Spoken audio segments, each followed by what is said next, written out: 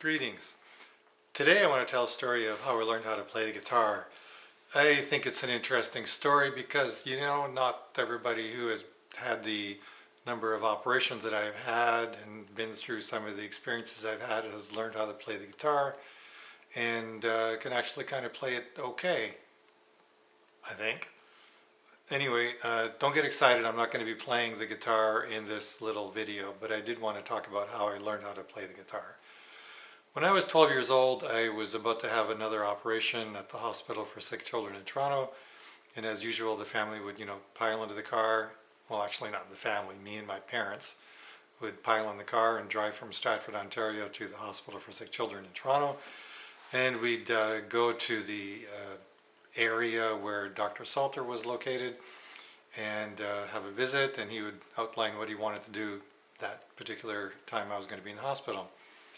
And this time he said he wanted to straighten up my left wrist. And I said, well, I think I'd like to learn how to play the guitar, and I really think I need to have my wrist like that. And my wrist and my arm at that point, and at this point, is the arm goes down to the wrist, and the wrist bends 90 degrees. So imagine if you just bend your wrist 90 degrees and you leave it like that, and then you hang your fingers off at the end of that.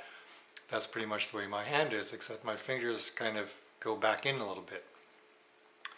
And if you're playing guitar left-handed, would be the perfect way to have your hand to do finger picking on the guitar, which is what I ended up doing.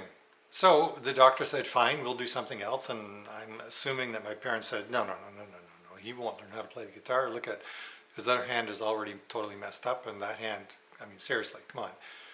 And Dr. Salter probably would have said something like, no, if he doesn't want to do that, and if he wants to learn how to play guitar, we'll leave it the way it is. So he did something else. And actually, I don't remember what else he did, but he did something else. So then a couple of years later, I find myself in possession of a guitar. I think I found it in the house. We'd moved from there to Charlottetown, PEI from Stratford. And I think I found a guitar somewhere in the house and brought it into Jim's music store in Charlottetown and said, can you put some strings on this thing and tune it up and let me have it? They did, and I took it home, and I got to tell you, for the first long time, I couldn't do anything. Nothing. I couldn't hold, I couldn't chord it, I couldn't do anything. After about 6 months, my right hand, which is the hand I was using for chording, went totally dead. I couldn't do anything with it. But after a couple of days, I developed, it seems, the muscles to be able to actually chord the guitar enough to actually push the strings down enough to make a sound after 6 months of constant trying. So that was cool. So I did that and was able to start playing some chords. And at that point, back in the 60s, Gordon Lightfoot was around and he was quite popular. And I was trying to play Gordon Lightfoot songs, and I would keep saying to my mom, Mom, what song is this? And she would have no idea. And she would say this, she would say that, and it never worked. And then a couple of weeks later, Mom, what am I playing? No idea. Nothing. So then after about a couple of months of that, I said, Mom, what am I playing? And she stopped and she looked right at me and she said, Pussy Willow's Cattails. And that was the moment I knew this was possible. So a couple of weeks later, I tried another song on her. Mom, what am I playing? And she said, did she mention my name? And she started singing along. Oh my God, we had arrived. And no, don't count on me to do any singing. I'm not going to do that either. You don't want me to learn it. You don't want me to sing. People always said, quick, turn on the radio. Jim is singing. That's why I don't sing. Anyway, so I went on from there to learning how to play the guitar and got fairly good at it. And from there on, that guitar was a real beginner's guitar. It was absolutely awful. And I guess I convinced my father that it was time for me to get a little better guitar. So we went out to Toombs and we bought a harmony guitar. It was a nice guitar, and I learned how to do a lot more on that. And I got pretty good on that guitar, and I, played at a few little folk things here and there in church basements and stuff like that in Charlottetown.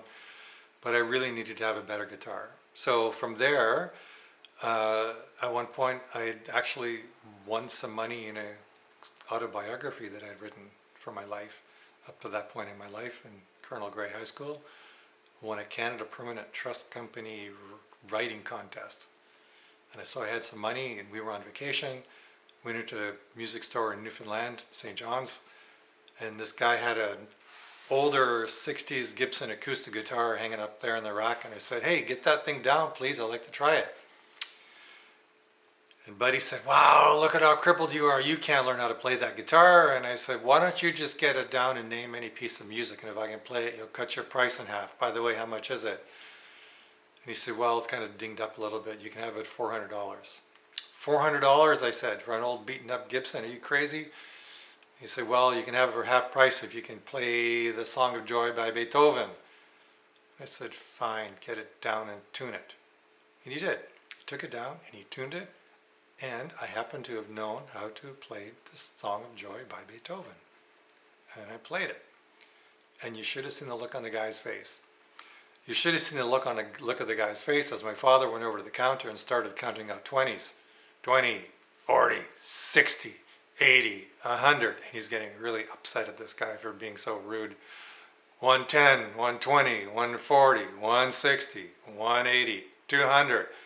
And he stops. And we get up and we walk out of the store with the guitar, and Buddy comes chasing after us. And I said, oh, I forgot the guitar case. And I go back in, I grab a guitar case and walk out, and Buddy's screaming at us the whole way. And I suspect if Buddy's still alive, he's still telling the story. So then a couple of years later, we go off to Toronto to visit Dr. Salter, and I'm a long-haired hippie at the time.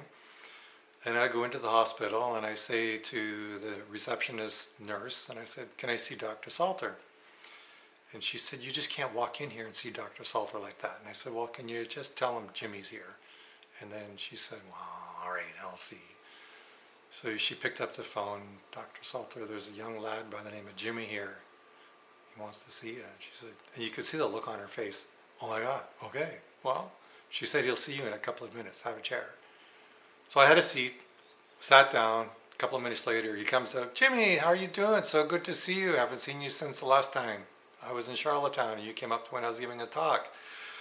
And we went into his office, and he said, you brought your guitar. Do you know how to play? And I said, I sure do know how to play. And he said, wow, just a minute. At this point, Dr. Salter was head orthopedic surgeon of the Hospital for Sick Children. And he picked up his phone, and he did a code on the phone. And he said, all the orthopedic interns report to my office, please, stat. A couple of minutes later, his office filled up with interns. And he says, okay, this is Jimmy. You've all heard of Jimmy. He's in my book. He's got our condition, arthrogryposis. And when he was 12, we were going to do, again, he forgot what it was, and I forgot what it was. Everybody forgot what it was. Such and such an operation. And but he wanted to learn how to play the guitar. So let's see if he can play the guitar.